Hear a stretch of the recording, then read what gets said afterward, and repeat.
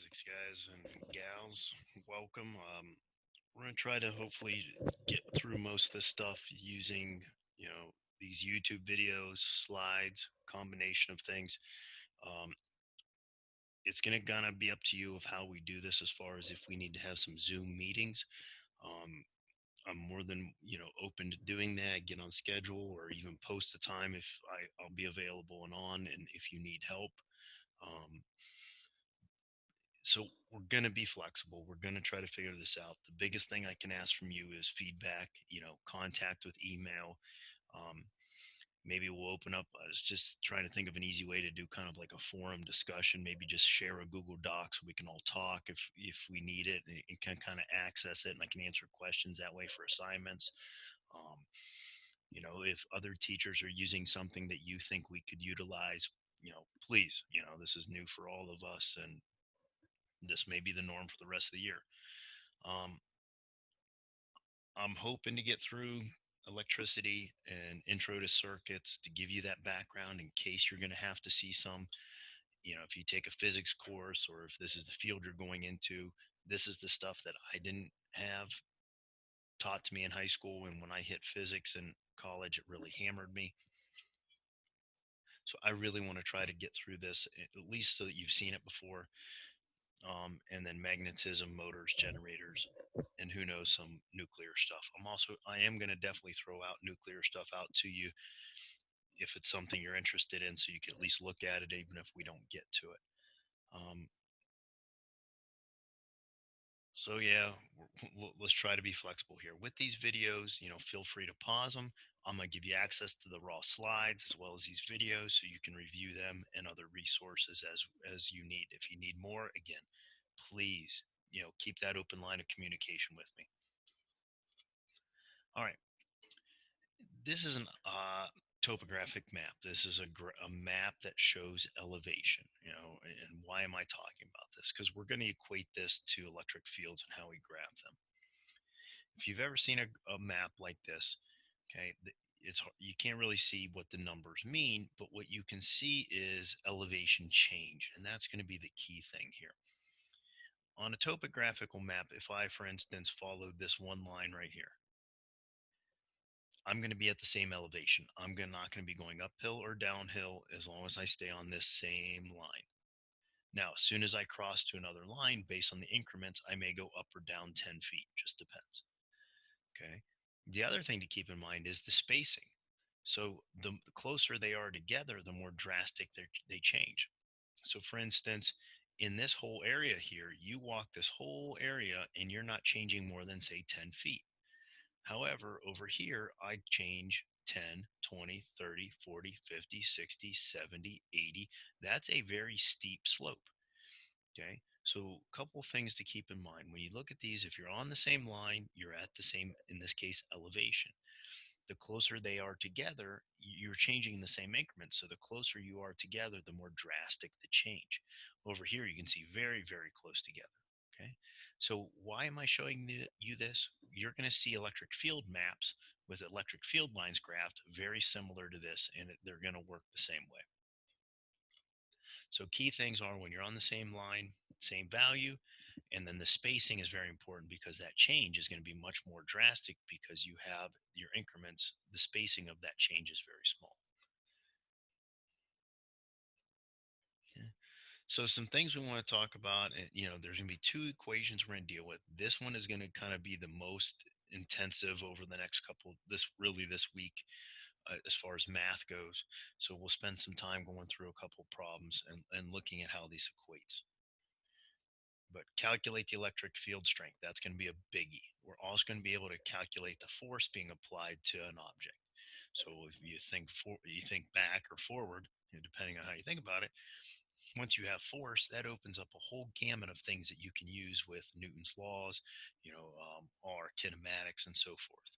So there's your draw and interpret field lines, and then looking at properties of conductors.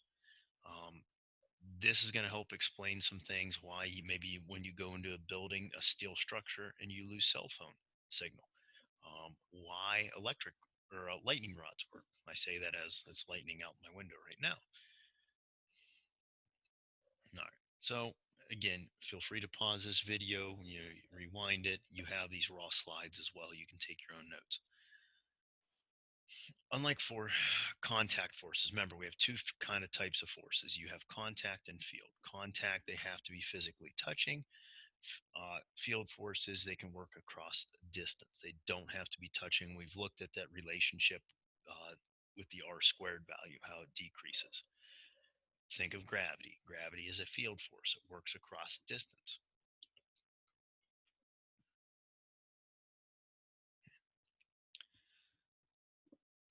Now, with these electric fields, okay, just like gravity, we never really talked about gravity fields, but electric fields talks about basically predicting how a force could be applied to any object. It's mapping what you might see occur. So it's more of a predictive value than anything. Magnetic fields are the same way. You've seen, dump a bunch of iron filings and you see them orient themselves all over a magnet based on these field lines. So electric fields are a way that we use to kind of predict what's going to happen if I would say put a charge here or put an object there. It's mapping the force and what it could possibly do to the object.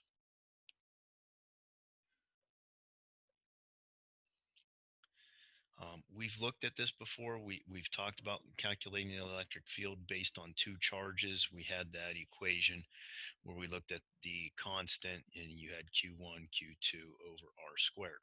Okay. Again, be very careful with your units. Be very careful, Greg, with your parentheses. And yes, I can still be sarcastic and pick on you from a distance.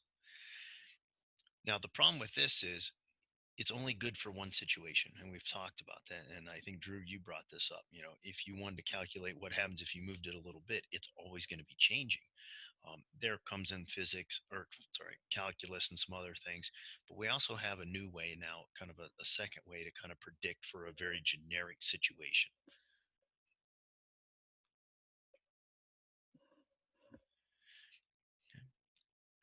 We'll start with this.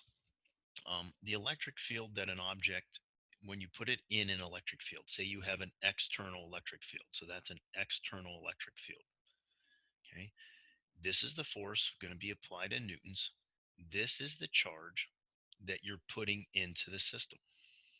Or I'm sorry, that's being produced by the charge Q. So this Q0, this Q naught, is not the charge producing the field.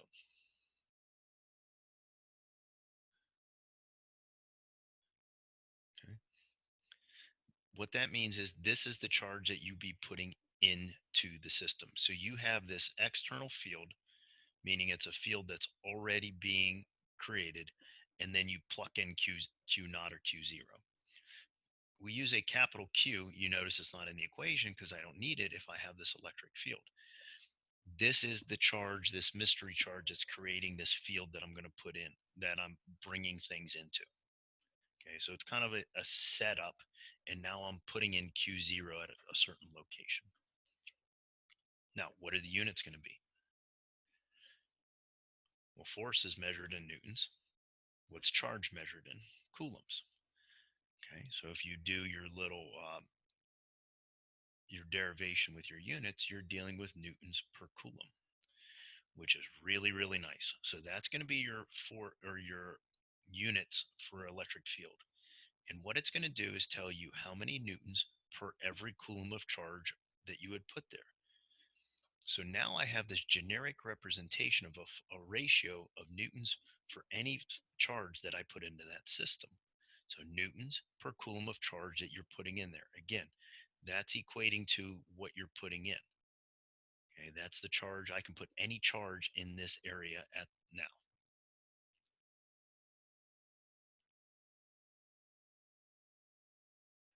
Okay, and that's all this is saying here, talking about the charge. It is a vector quantity, so it does have direction. Now, this is where it gets a little confusing at times. We always talk about it again with related to a positive, what we call test charge. Okay. So if my electric field, say, was a vector like this, that is showing what force it's going to apply on a positive test charge. So if you would happen to put in a negative charge, so if I would happen to put in a negative charge here, you have to understand that it's going to go opposite the field lines. Your field lines are always drawn how they would react or act on a positive charge. And if you remember back when we did this earlier, I said I don't necessarily put right or left. I always talk about terms of attracting and repelling. Okay? And I don't deal with the positive and negatives. I like it this way.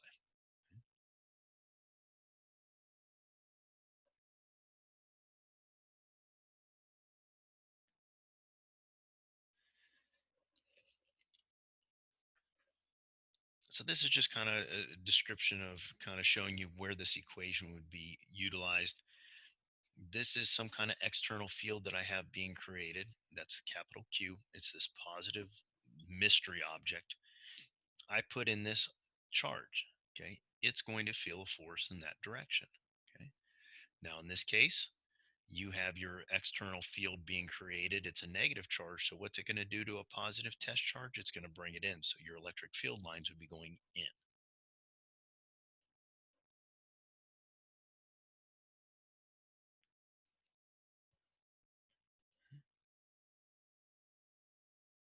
Now, just as a kind of when you see this, you will always see it being called a positive test charge, a small charge. Now, why?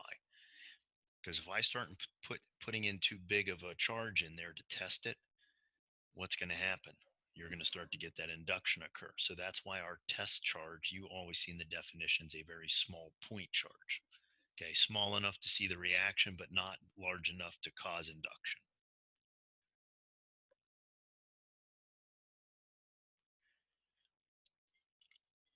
Now, here's where that formula really comes in handy. This is our old equation, okay, for a force. Q times Q divided by R squared. Now, the problem with that is, again, anytime you changed R, your force would change, and you had to know both charges. Now, this is, so if I sub in, okay, if you go back to this equation that we just learned, E equals F over Q naught, okay, and I sub in, okay, so I'm going to sub in, so I'm going to take this and plug it in here. Your Q naughts cancel out. So all I'm left with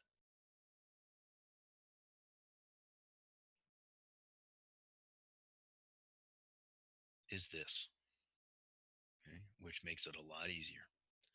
Now, understand that this doesn't have the Q naught on here, right? So what's that mean? That is the charge that's producing the field. That's how far away you're looking. Okay.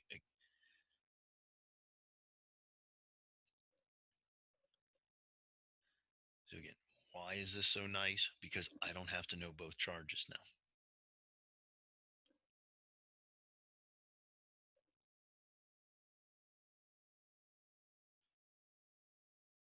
All right.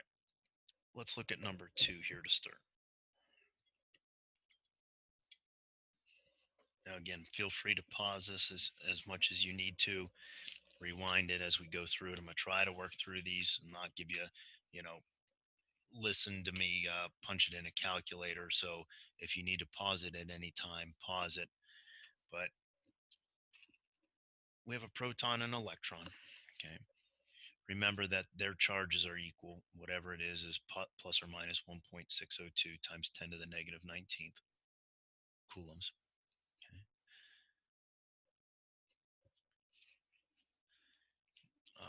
It's separated by a distance. So I have an R value here of 5.3 times 10 to the negative 11th meter. So my units are all good. I don't have to do anything with that.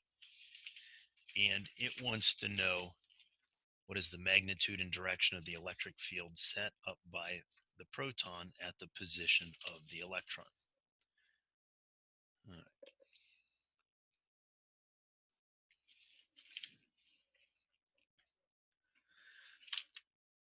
Your Coulomb's constant,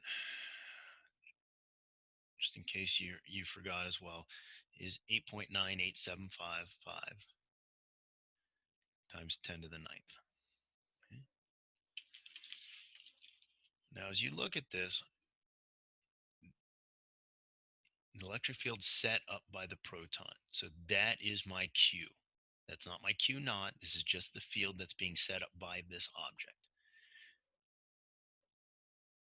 So when you look at it, you're just dealing with our new equation where we eliminated this electric field is Kc over that Q over R squared. Okay? So you have R, you have Q, you have your constant as always. Okay? Be very careful with all your parentheses, and you should get 5.13 times 10 to the 11th newtons for every coulomb of charge that you would put into that system. That is the field strength for that location. Now, we need a direction. Since it's a proton, it's going to be, and a test charge would be a positive charge. I'm going to put in here the word repel.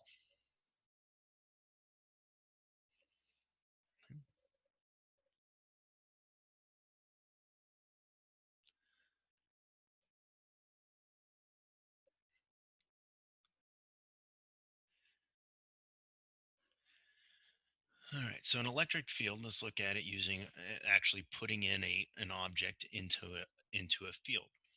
So they've already figured out that the electric field is 2 times 10 to the fourth newtons per coulomb of charge that you put in there. It is directed along the positive x-axis, so that's to the right. Now remember, that's what it's going to do to a positive charge. What is the electric force on an electron in this case?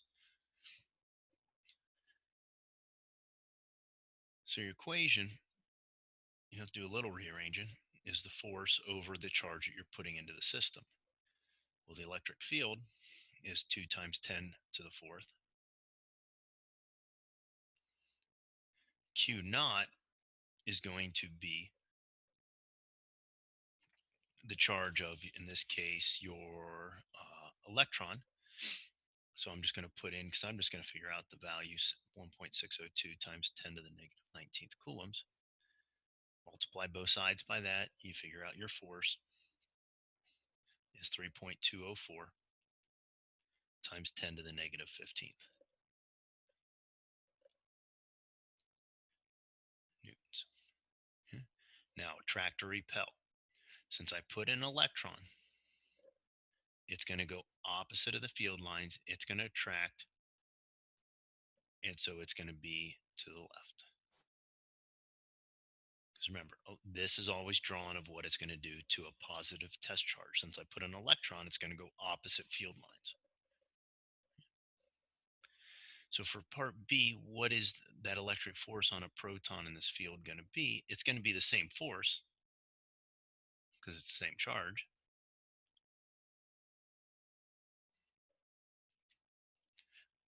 But it's going to repel. It's going to be in that positive.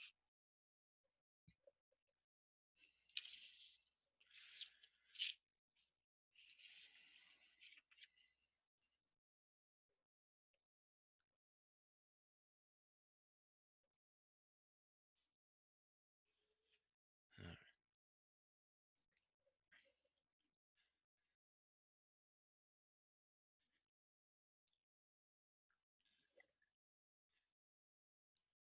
And here's a good problem here. You have Q1 at the origin, second charge Q2. Okay. Find the electric field at a point on the y-axis. So you know me, I'm a graphical thinker. I'm a visual person.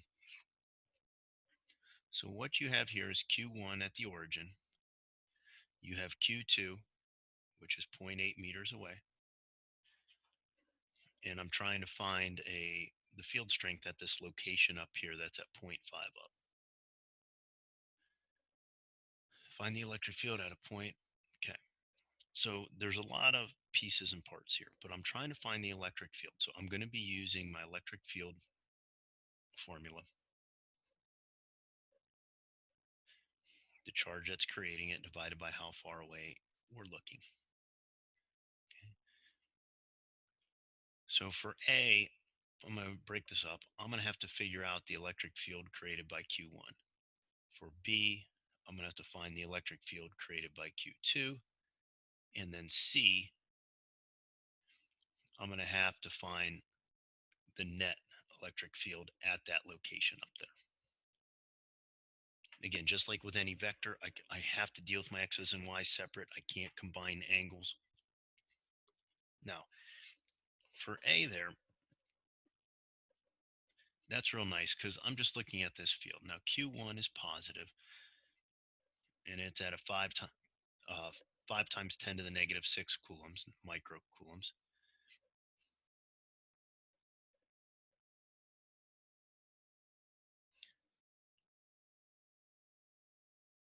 And it's 0.5 meters away. And so your electric field in that case is going to be 179,751. It's positive, so it was going to be pushing up, okay, for a positive charge. For B, a little more difficult because it's at an angle. Okay. So I'm going to have to figure out this resultant, then I'll have to break it down into its X and its Y. So to figure out the resultant, it's going to be 3 times 10 to the negative 6. I used my Pythagorean theorem to figure out that it's going to be 0.94 meters away. And so its electric field strength is going to be 30,514 newtons per coulomb. Okay. It is a negative charge. So on a positive charge, I'm just going to draw this angle right now. It's going to be kind of down at that angle. It's going to try to pull it if a positive charge is put there. So I have a y component, but now up here I have an x and a y. So I need to figure out nose to tail. There's my x or my y, and there's my x. I went ahead and figured out this angle up here, and I figured that this angle right here, okay, using 0.5 and 0.8, figure out this angle. I figured out that that angle is going to be at a 58-degree angle. Okay. So now you can use sine, cosine. I figured out that my EY was 16,170.24 newtons per coulomb. And according to my drawing, it's going to be down. EX, I used sine and figured out that it was going to be 25,877.8. And according to my nose to tail drawing, it's going to be to the right. So now for the sum, I got to combine all three of these. Okay. Now I only have one X, so that's good. My Y's I need to combine. So I'm going to figure out the sum of them in the Y to start. Now one's negative, one's positive. So you end up with about 163,581. And your EX would be 25,877.8. Draw your triangle, nose to tail. There's Y, there's X. This is really what I want right there. So I used the Pythagorean theorem. Okay. So this is the sum in the Y. This was the EX that we figured out from over here. And using the Pythagorean theorem,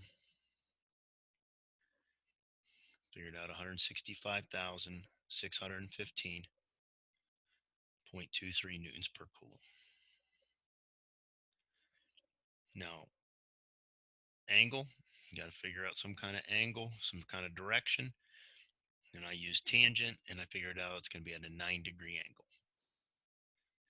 So if you put a positive charge right here at this location that they designated as 0.5, it is going to feel an electric field strength of 165,615.23 newtons for every coulomb that you put there at a slight angle of 9 degrees. Okay, slight angle of 9 degrees from the vertical. Now, depending on the charge, that's going to tell you how much force it's going to be applied in that angle. But Now, if you put a negative, it's going to go in the opposite direction. Okay. So again, take your time on this one, pause it. It's just applying a lot of the, vector math that we've done over the past and just applying it to this electric field strength. The biggest thing with these is making sure you don't confuse the charge that's creating the field, the charge that you're putting into the field, and that the field lines are always drawn based on a positive test charge.